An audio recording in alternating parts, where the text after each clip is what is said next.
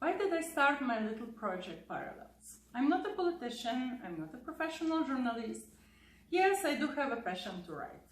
I published an educational book titled Your Style back in Ukraine in 2004. This book was based on my experience working as an art director and fashion designer in my model studio. Other written works that I'm rather proud of is my pretty salty article published in a Ukrainian newspaper. I was exposing the anti-Ukrainian image of our pro-communist president then and his oligarch surroundings in 2000. That article miraculously missed censorship. I titled it Fashion in Politics and made me famous in my circle of friends, but infamous within officials. It also became a trigger for the next great adventure, which brought me to America. Following my article, I received a number of disturbing and threatening calls. I started to feel obvious pressure on my little business. I knew it's time for change. I speak 4 languages and understand a few more, but I never consider myself as a perfect speaker of English. I understand that sometimes my word usage is a little different and sometimes my accent can make some things I say a little difficult at times. As a naturalized American citizen, I see my second motherland in a different way than people born and raised here. I see things you've never noticed and I feel determined to express my feelings about the strange things happening within our country these days.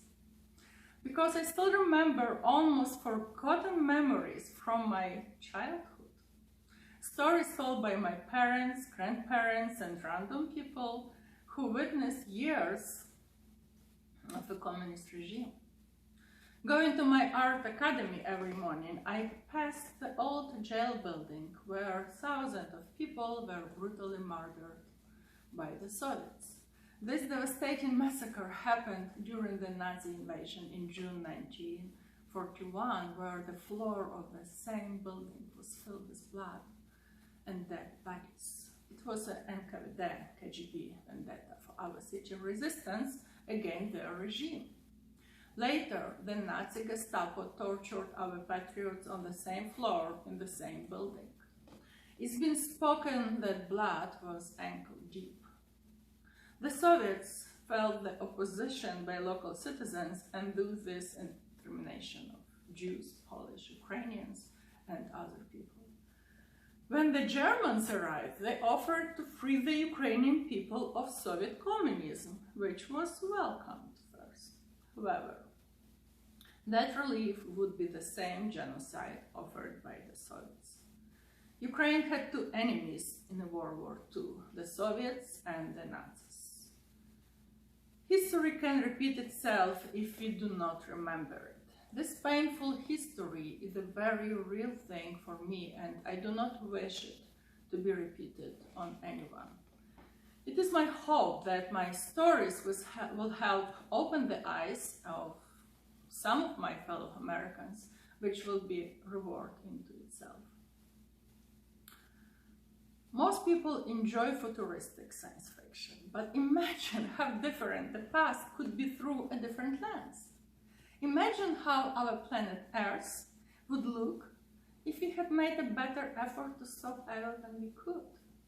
It can be quite interesting to fantasize about what the past could have been.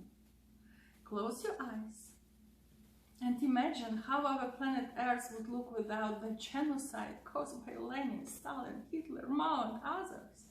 All that war effort and energy then applied to the development of mankind with a variety of cultures and unified humanity.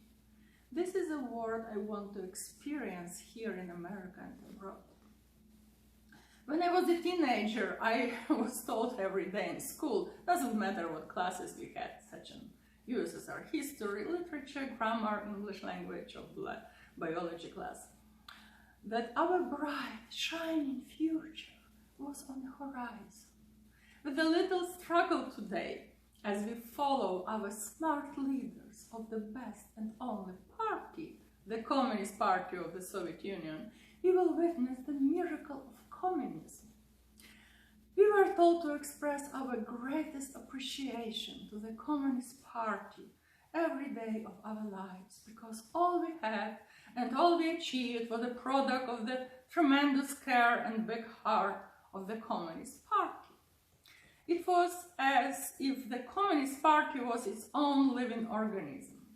Sometimes I was tempted to draw that mysterious image of the party, but my artistic imagination envisioned it as a huge spider-looking creature the size of a prehistoric dinosaur. Then one day I saw a Godzilla movie and it hit me. This is it. This is a perfect example of the Communist Party, a giant scary creature destroying everything and everyone in its path with a stomp of its foot, swing of its tail, or fiery breath. As children, we would secretly share a short joke in poetry form. Spring just passed, summer just arrived, so we need to thank the party for that.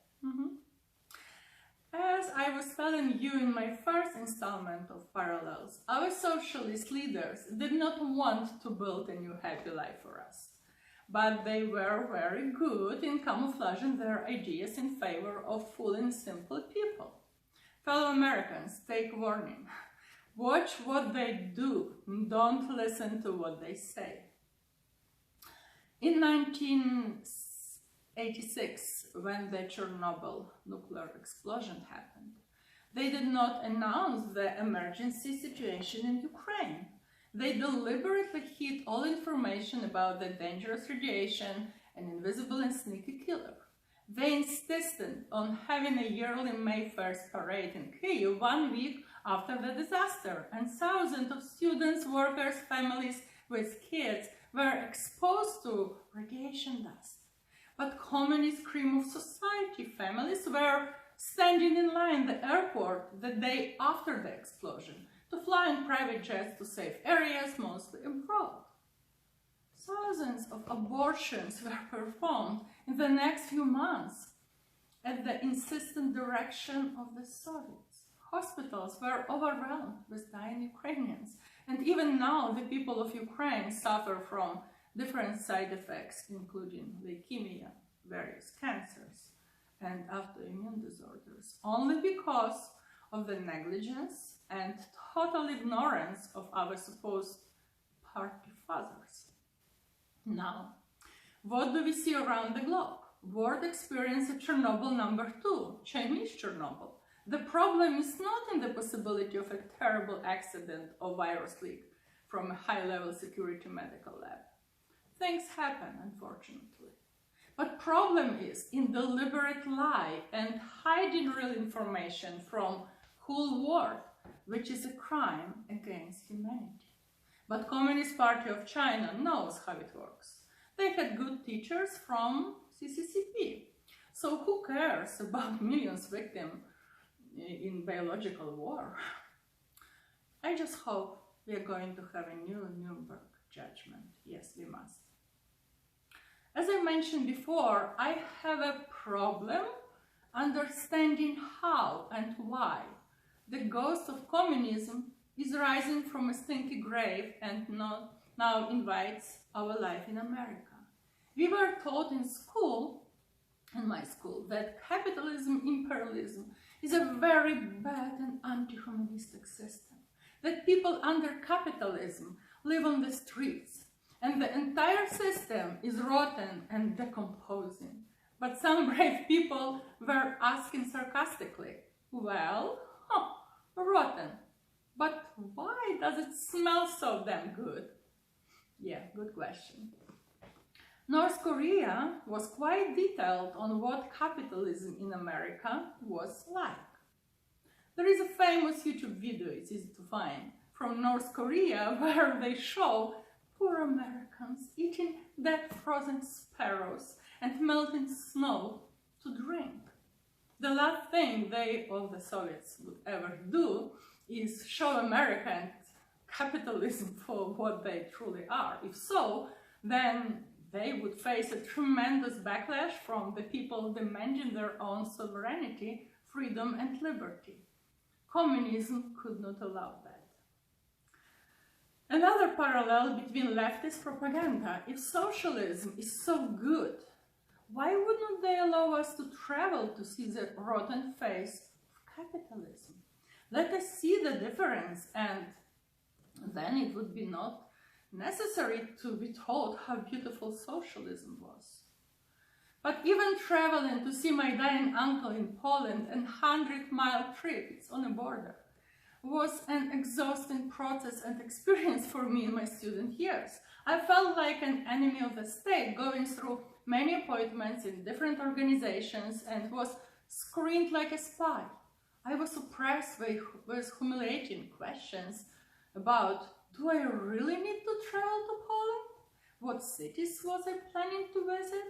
And who was I planning to see? Thank God they did not know I spoke Polish pretty well, as my interrogation by local young communist committee would have been much worse. What was interesting, despite being one of the socialist countries, because Soviets simply kept it under their control, Polish people were keeping some leftovers from pre-socialism times, such as private property and small private businesses. The difference I noticed between service in our state-owned food stores and Polish little bakeries and cute boutiques was shocking. That little touch of capitalism was enough to understand why socialism was not working. Now the American parallel. Look how our winning party from the 2020 election behaves at the mere though of any election audit. If they are so confident of their fair and transparent win, then they should welcome an audit to put it to rest, right? Surely the proof would reinforce their win and prove their opposition was wrong. The truth is on the surface, as the Chechen side is simply afraid of being exposed for the fraud they are, like communists and communism. Then there is the use of a fake pandemic to simultaneously oppress and control the masses, with fear while creating subterfuge to assist in stealing an election. We have been reduced to behaving like a willful sheep and cattle, as they remind us repeatedly of the great danger we can see or measure. A true pandemic doesn't provide a 99.7 survival rate. The Nazi propaganda of Goebbels was the same. If you tell a lie big enough and keep repeating it, people will eventually come to believe it. But it has to be really big. The Soviet Socialist Democrat Party of America has arrived, and they have gone so far as to attempt to bribe people to their own destruction. If something is so good and free, then why would you have to bribe someone with donuts, guitar lessons, or $1 million lottery chance to take a good and free experimental biological agent? Maybe they should become the lottery party or the casino party, where you can risk your life and freedom with a guarantee of neither. I have to wonder, is it even legal to offer bribes of any kind to get someone to take an experimental drug that's not approved by FDA? It's a question to lawyers. In addition, only dictators are allowed to mix medicine and politics. If they want us to believe they care about our well-being, then why would they cut us off from available and affordable life-saving treatments in the form of a pill, rather cheap even? Because President Trump said it works? Well, the government is supposed to protect our rights, not our health, right? Or are we now all aligned with only one right party, which is the opposite of what is right for freedom and liberty? No, thank you. No more one-party rule for me. I've had enough in Soviet-style everything in my previous life and refuse to give up my liberty and freedom ever. Regarding the double standards in immigration, and I'm not talking even about the totally wrong action of letting thousands of illegals and criminals with borrowed kids and various diseases into America. I'm talking about them being cordially invited to America through the dirty back door. Why? Who is better for America? Those who illegally enter country to get free hangouts and offer nothing to America except to pet election numbers? I call it cheap war meat. Or those who legally enter America, respect the process of privilege of becoming a citizen, and who contribute to society. The situation of illegal immigration is beyond belief for me. Even more, I feel discriminated against now, as I remember my personal experience during the long process of legal immigration, starting with my 5-year waiting period in a legal status already, endless screening, interviews, multiple fingerprinting, checking my family and health history like I'm applying to work in the Secret Service. It's more clear what America needs and doesn't need. It needs contributing, hard-working and law-obedient citizens, right? Logical.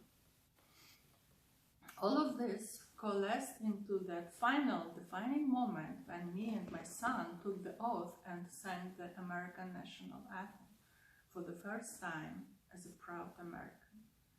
This moment was overwhelming for me. It was surreal and emotional. Another parallel.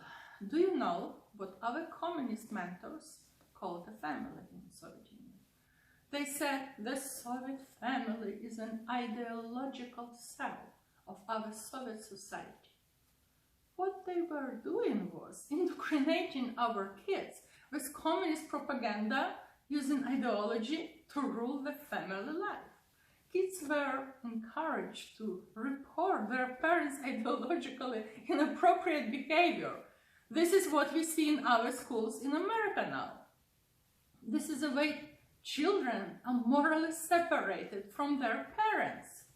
The fact that educators actually hide abortion, transgender propaganda, and other inappropriate sexual indoctrination from parents is a violation of parental rights and child abuse.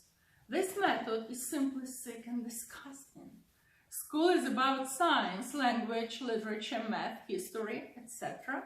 So please leave the moral and family values to parents. Sexopathology is not for public education. It is, however, for various fields of study in college. You can wrap socialist ideas in colorful papers, spray with expensive perfume, and try to sell it with special bonus. Some may buy it, but once they experience it, and despite the marketing tricks and non-stop marketing, they will beg or fight to get what was lost, their freedom and liberty. I share a perfect example of how the process of selling the communist idea worked for one man. Yuri Vitokhin, Soviet cyber engineer and inventor from Leningrad then, a brilliant young man who was struggling with an absolute refusal to live in a Soviet Union regime. He dreamed of a free life in a free country of the USA, so he decided to escape his beautiful Soviet motherland. Because of his job, he was persona non grata for any tourist visa, even to socialist foreign countries, as in Poland and Bulgaria. The Soviets were protecting their secrets. Yuri was a super talented swimmer, and his physical condition was good enough to cover a long distance in the sea. So he decided to find a way to cross the Black Sea from Crimea to Turkey. Just look at the map. His first attempt in the 60s was not successful, But after a long KGB investigation, he was set free because of his good acting skills and hiding the evidence of his plan for escape. His second attempt ended very badly. He was caught by a Soviet border patrol boat and the KGB put him in jail. They then announced him as an enemy of the state and person with a dangerous mental disorder. He was then sent to a special jail-like psychiatric hospital for 9 long years. He wrote a book about his life and this medical facility. All you need to know about fascist concentration camps with various medical experiments, including brutal treatments with heavy toxic injections, is what really happens there. The flu over the Cuckoo Nest clinic is a 5-star resort compared to this type of hospital. That brave man was an inch away from being brain dead, and his health was damaged heavily. He was in a coma almost. But do you know what the KGB ruled that kind of diagnosis for jury? Why? It's funny, but it's really scary, because only a mentally disabled person would want to live in a beautiful, bright, heavenly communist country for the hell of the capitalistic USA. Yes, this is what they told him. Mixing medicine with politics, how useful and how disgusting. A true crime against humanity. This amazing man healed his body and spirit. His third attempt was miraculously successful. In 1979, he was able to buy a ticket on a Soviet cruise ship from Vladivostok port, which was destined for Vladivostok. There were no port calls in any foreign ports. He was to ride to the equator and back. The Soviet system was so sure their regime was the best, but better to be safe than sorry, right? Why create the temptation of seeing rotten capitalism even in Fiji or Malaysia? So Yuri jumped into the dark ocean when the ship was passing an Indonesian island. He swam for more than 20 hours in deep shark-infested waters. He finally reached the island and was greeted by local aborigines like a hero. He was granted refugee status by US authorities later. Yuri is over 90 years old and lives in San Diego, California. A truly amazing story, right? I really like that politically infused medical diagnosis given to Yuri, but I will use it in my own interpretation. Only a mentally ill individual would think about changing the USA, the best country in the world, into a hell of communism. Open your eyes, use your brain, read good books, do some research, learn how to analyze, learn how to recognize the lie and how to find the truth. Be a citizen, be a patriot. Our country is in danger. It's time to protect this beautiful free land for all of us and for our children.